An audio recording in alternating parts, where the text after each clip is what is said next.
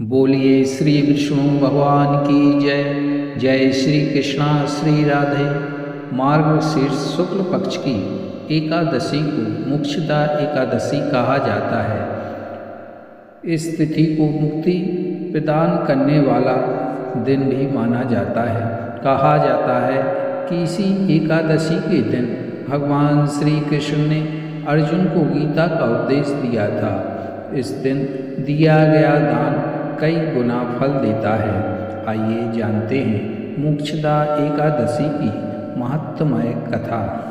युधिष्ठिर बोले, देव देवेश्वर, मैं पूछता हूँ, मार्गशीर्ष मास के शुक्ल पक्ष में जो एकादशी होती है उसका क्या नाम है, कौन सी विधि है तथा उसमें किस देवता का पूजन किया जाता है? स्वामिन, यह सब यथार्थ रूप से बताइए।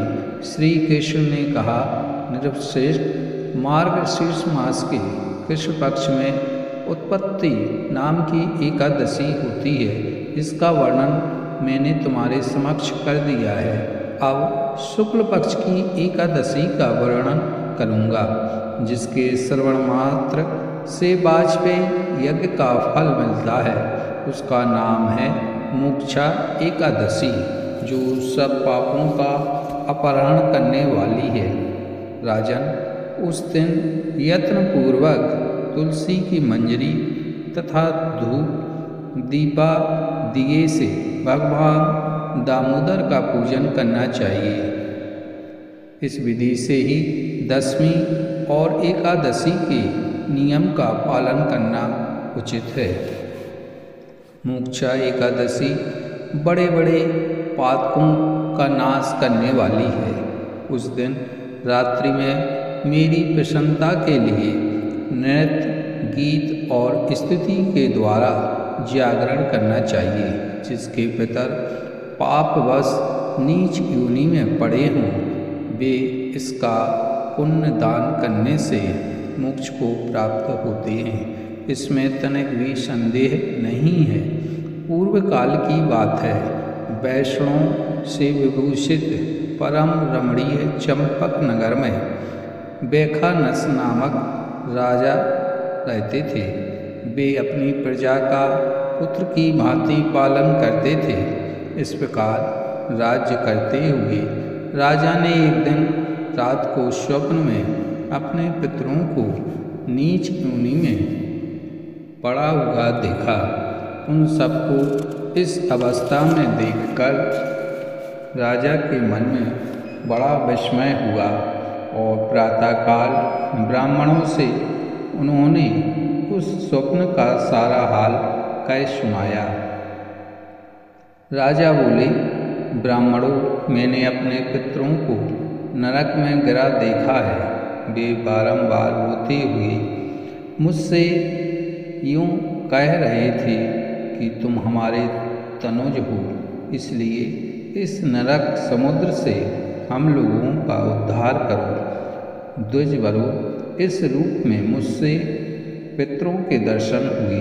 इससे मुझे चैन नहीं मिलता।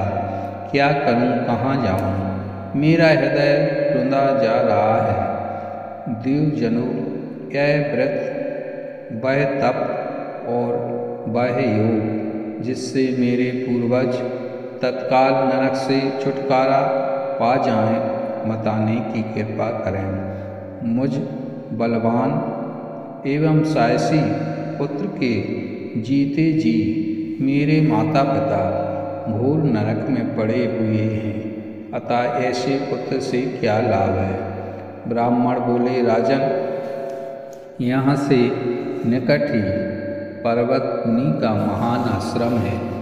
वे भूत और भविष्य के भी ज्ञाता हैं। नृपश्रेष्ठ, आप उन्हीं के पास चले जाइए। ब्राह्मणों की बात सुनकर महाराज बेखानस शीघ्र ही पर्वत मुनि के आश्रम पर गए और वहाँ उन मुनि श्रेष्ठ को देखकर उन्होंने दंडवत प्रणाम करके मुनि के चरणों का स्पर्श किया। मुनि ने भी राजा से राज्य के सातों अंगों की कुशल पूछी। राजा बोले, स्वामिन, आपकी कृपा से मेरे राज्य के सातों अंग सकुशल हैं, किंतु मैंने स्वप्न में देखा है कि मेरे पितर नरक में पड़े हैं। अतः बताइए किस पुण्य के प्रभाव से उनका वहाँ से छुटकारा होगा। राजा की यह बात सुनकर मुनि श्रेष्ठ पर्वत एक मुहूर्त तक ध्यानस्थ रहे। इसके बाद वे राजा से बोले, महाराज, मार्गशीर्ष मास के शुक्ल पक्ष में जो मोक्षा नाम की एकादशी होती है, तुम सब लोग उसका व्रत करो, उसका पुण्य पितरों को दे डालो। उस पुण्य के प्रभाव से उनका नरक से उद्धार हो जाएगा। भगवान श्री कृष्ण कहते हैं, युधिष्ठिर, मुनि की यह बात सुनकर राजा पुनः अपने घर लौट आए।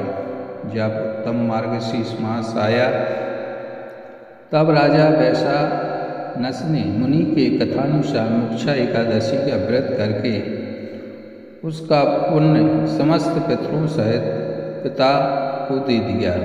पुण्य देते ही क्षण भर में आकाश से फूलों की वर्षा होने लगी। वैखानस के पिता पितरों सहित नरक से छुटकारा पा गए और आकाश में आकर राजा के प्रति अपवित्र वचन बोले, बेटा तुम्हारा कल्याण हो।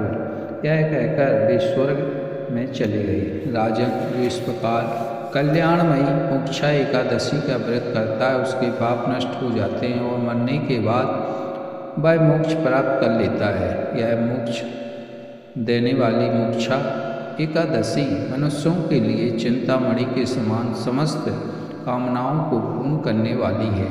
इस महात्म्य के पढ़ने और सुनने से वाजपेयी यज्ञ का फल मिलता है। बोलिए श्री हरि विष्णु भगवान की जय।